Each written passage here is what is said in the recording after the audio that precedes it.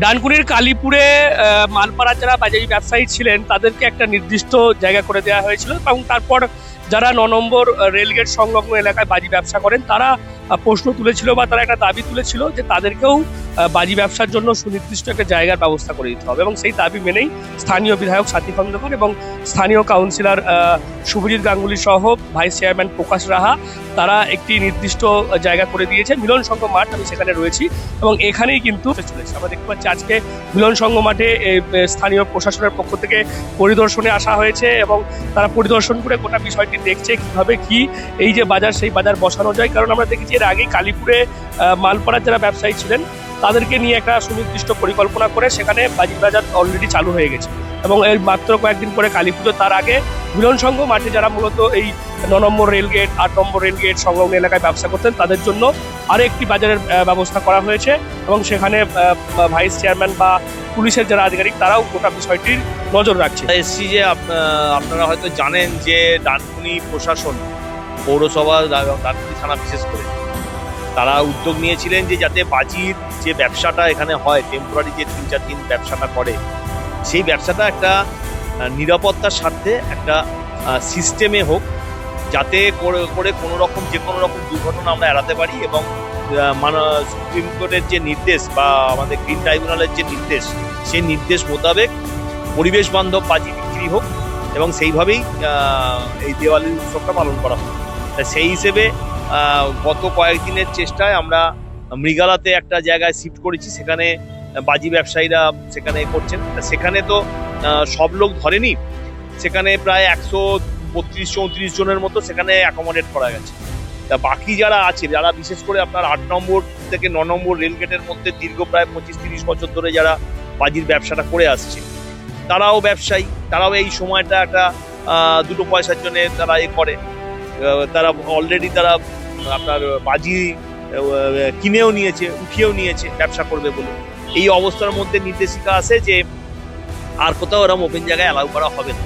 তখন আমাদের মাননীয় বিধায়ক থেকে শুরু করে এবং বিশেষ করে ডানকুনি থানার আইসি এবং ডানকুনি পৌর কর্তৃপক্ষ সবাই মিলে আলোচনার মাধ্যমে গতকাল ঠিক হয়েছে যে মিলন সংঘ মাঠে এটা স্থানান্তরিত করে এইখানে একদম প্রশাসন যেভাবে বলবে সেইভাবে এখানে এই কদিনের ব্যবসাটা তারা করবে। ৫০-৫০-৫০-৫০-৫০-এর ওপর তো হবে। আপনারা একটি জায়গাতে তারপর দেখা যাচ্ছে ওই জায়গাতে কেউ মানে ফ্যানের মধ্যে কেউ ছায়ের দোকানের মধ্যে নিশ্চিতভাবে মানে বাজি অবশ্যই আপনাদের চ্যানেলের মাধ্যমে আমরা আবেদন করছি যে এইভাবে মানে পরিবেশের পক্ষে ক্ষতি হতে পারে, দুর্ঘটনা হতে পারে, এইভাবে আপনারা করবেন না। যেভাবে নির্দেশিকা প্রশাসনের আছে সেটা আমরা অলরেডি আমাদের সমন্বয় যে সভা হয়েছিল কালী পুজো উপলক্ষে, সেখানেও পুজো উদ্যোক্তাদের আমরা বলেছি যে এইভাবে যেন বাজির এগুলো না করা হয়। তা আপনাদের মাধ্যমেও আমরা আবেদন করছি যে এখানে একটা পরিবেশ বান্ধব যে বাজি ব্যবসায়ীদের একটা কমিটি তৈরি হয়েছে, সেই কমিটি সেটা আগামী দিনে আরো বড় হবে। এই বছরে তো হঠাৎ করে হলো, আগামী দিনে আরো ভালো করে আমরা অর্গানাইজ করব, মাইকিং করে তাদেরকে এক জায়গায় করে নিয়ে আমরা করব। তা আপনাদের মাধ্যমে অনুরোধ করছি যে তারা সেরাম হলে যোগাযোগ করুক, যদি কোনোভাবে আমরা চেষ্টা করব তাদের আরো অ্যাকোমোডেট করা যাবে। Introducing Dental Rehab and Aesthetic and Unit of Haji Medical. দাঁত মাড়ি কিংবা মুখের সমস্যায় ভুগছেন? আর চিন্তা কিসের? এখন আপনার অঞ্চলে রোগী দেখছেন অতি পরিচিত ডক্টর আশিফ রাজা সরকার। কনসালটেন্ট ডেন্টাল, ওরাল এবং ফেসিয়াল অ্যাস্থেটিক, সাথে যুক্ত রয়েছেন মেডিকেল কলেজ হাসপাতাল কলকাতা। উন্নত প্রযুক্তি দ্বারা উন্নত ট্রিটমেন্টের জন্য আজই আসুন dental rehab and aesthetic and unit of Haji medical. আমাদের ঠিকানা পার ডানকুনি, চৌমাথা, দিল্লি রোড, ডানকুনি, হুগলি 712310। অ্যাপয়েন্টমেন্টের জন্য এখনই যোগাযোগ করুন 9640255752 অথবা আমাদের হোয়াটসঅ্যাপ নাম্বার হলো 9163146213। আমরা অ্যাজ এ কাউন্সিলর হিসেবে আমি ওটা প্রায় 30-40 বছর ধরে এই দোকানগুলো বসে, ঠিক আছে, আজকের নয় বহুদিনের।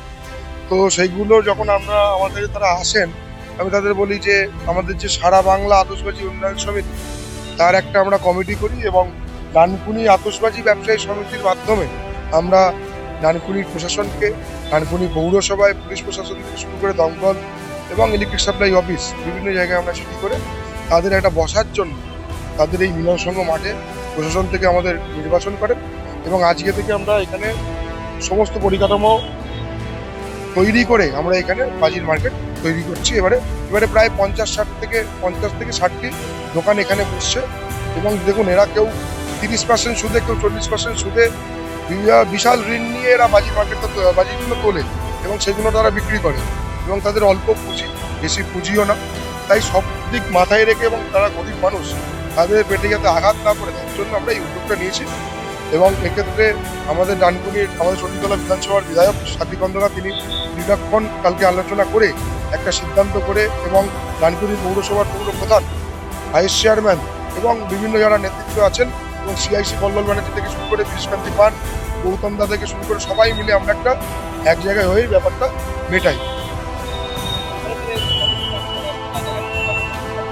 আজকে থেকেই তারা আসতে পারবে এবং আজকে থেকে আমরা মাঠ পুরো পরিষ্কার করা হচ্ছে এবং আজকে থেকেই ব্যবসায়ীরা বসে পড়বে। তো দেখা গেল মানে মালপাড়া ব্যবসায়ী যারা তাদের জন্য একটা পরিকল্পনা সুনির্দিষ্ট একটা জায়গা করে দেওয়া হয়েছিল। আপনাদের কি সমস্যা হচ্ছিল আর এখন কি পরিস্থিতি? বিগত দিন আমরা প্রায় 15 বছর ধরে আমরা ডানকুনি 8 নম্বর থেকে 9 নম্বর রেলগেট সংলগ্ন এলাকায় আমরা বাজি বিক্রি করতাম। এবারে পুলিশ প্রশাসন থেকে পুরো নির্দিষ্ট আমাদের বন্ধ করে দিয়েছিল, বাজি তোমরা এখানে বেচতে পারবে না, শুধু একমাত্র ওখানে বিক্রি হবে।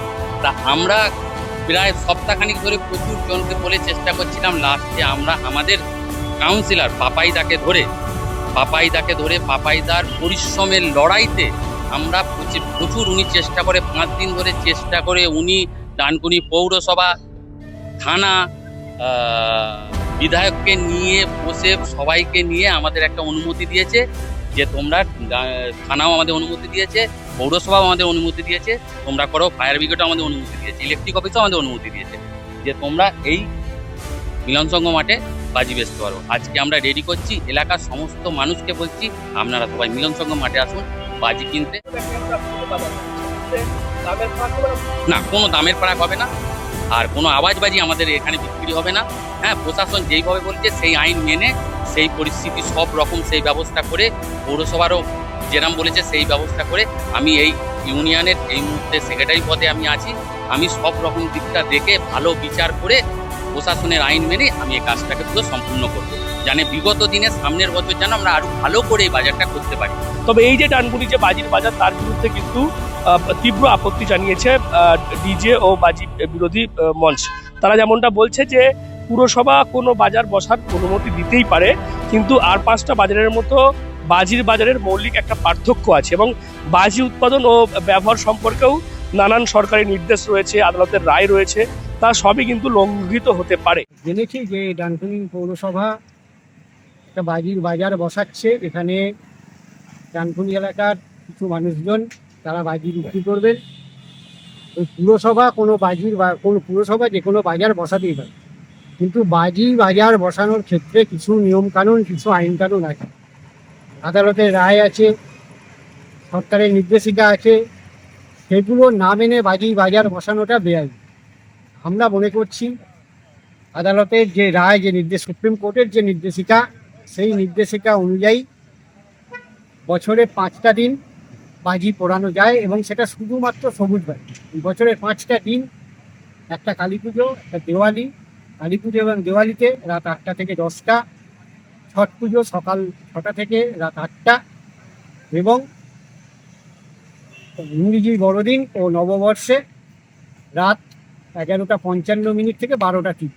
এর বাইরে বাজি পোড়ানো যাবে না এবং সবুজ বাজি এবং প্রশাসনের নির্দিষ্ট করে দেওয়া কোনো জায়গায় সমস্ত শর্তগুলো মেনে বাজি বিক্রি এবং বাজি পোড়ানো যায়।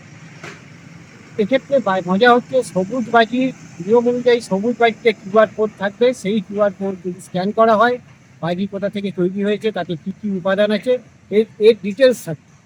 ডানকুনিতে যে বাজিগুলো বিক্রি হচ্ছে সেগুলো সবই প্রায় স্থানীয় বাজি বলে আমরা জেনেছি এবং এগুলোতে কোনো QR কোডের বালাই নেই, সবকটাই ভীষণ সৃষ্টিকারী বাজি, কোনোটাই সবুজ বাজি নয়। আমরা মনে করি কোনো সরকারের সংস্থা, স্থানীয় গভর্নমেন্ট, স্থানীয় সরকার যদি এই ধরনের বাজির বাজার বসায়, সেটা আমাদের কাছে খুব আশাহত হওয়ার একটা জায়গা এবং আমাদের কাছে একটা বেদনার। আমরা চাইবো এই ধরনের বাজি বাজার অবিলম্বে বন্ধ হোক। দেশে সবুজ বাজি ছাড়া সব বাজি কিন্তু বেআইনি, সেই ক্ষেত্রে সবুজ বাজিরও নির্দিষ্ট মান আছে এবং থাকতে হবে সেখানে কিউআর কোড, সেই সমস্ত পরীক্ষা নিরীক্ষার বন্দোবস্ত পুরসভা করছে কিনা স্পষ্ট কিন্তু সেটা নয় এবং ধোঁয়াশা রয়েছে, যার কারণেই বাজি বিক্রি হলেই বিপদের একটা আশঙ্কা থাকে এবং বাজি তৈরি বা পরিবহন কোনো রকম বিপদের যাতে আশঙ্কা না থাকে সেই বিষয়টাও নজর রাখার জন্য বলা হয়েছে এবং নিষিদ্ধ বাজি যাতে বিক্রি না হয় সেই বিষয়টাতেও কিন্তু নজর রাখার জন্য বলা হয়েছে। তার উপর আবার এই যে পুরসভা বা পুলিশের পক্ষ থেকে যে সাত করে যে দূষণ ঘটানোর যে একটা মদত দেওয়া হচ্ছে সেই নিয়েও কিন্তু প্রশ্ন তুলেছে বাজি ও ডিজে বক্স বিরোধী মঞ্চের যারা কর্মকর্তা রয়েছে এবং বাজি বাজার অবিলম্বে বন্ধ করার তারা আবেদনও করেছেন। ইতিমধ্যেই পৌরসভায় সেই চিঠিও তারা দিয়েছেন। সব মিলিয়ে এই যে ডানকুনিতে একের পর এক যে বাজির বাজার বসছে, আমরা দেখেছি এর আগে কালীপুর মালপাড়া সেখানে বাজির বাজার, তারপর মিলন সংঘ মাঠেও আর কি বাজির বাজার, এই নিয়েই কিন্তু প্রশ্ন তুলেছে পরিবেশ কর্মীরা। বাজি ও ডিজে বক্স বিরোধী মঞ্চ তারা ইতিমধ্যেই ডেপুটেশন দিয়েছে এবং দেখা যাচ্ছে যারা এখানকার ব্যবসায়ী রয়েছেন তারা বলছেন বহু বছর ধরে তারা এই ব্যবসা করে আসছেন এবং এই যে বাজারগুলো রয়েছে সেখানে কিন্তু কোনো রকম নিষিদ্ধ বাজি অর্থাৎ শব্দবাজি বিক্রি তারা করবেন না, শুধুমাত্র আতশবাজি, ফুলঝুরি থেকে শুরু করে যেগুলো পরিবেশ বান্ধব বাজি সেইগুলোই তারা কিন্তু এখানে বিক্রি করবেন। এখন দেখার কতটা পরিবেশ বান্ধব বাজি এই সমস্ত বাজারে বিক্রি হয় এবং যদি নিষিদ্ধ বাজি বা ও যে নিয়ম, সরকারি নিয়ম বা আদালতের যে নির্দেশ সেইগুলো যদি লঙ্ঘিত হয় সেক্ষেত্রে এই বিষয়টা কোন দিকে যায় এখন সেদিকেই নজর থাকবে আমাদের। আপনারা নজর রাখুন ডিএনএন বাংলায়। ডিএনএন বাংলা সবার মনে সবার ফোনে।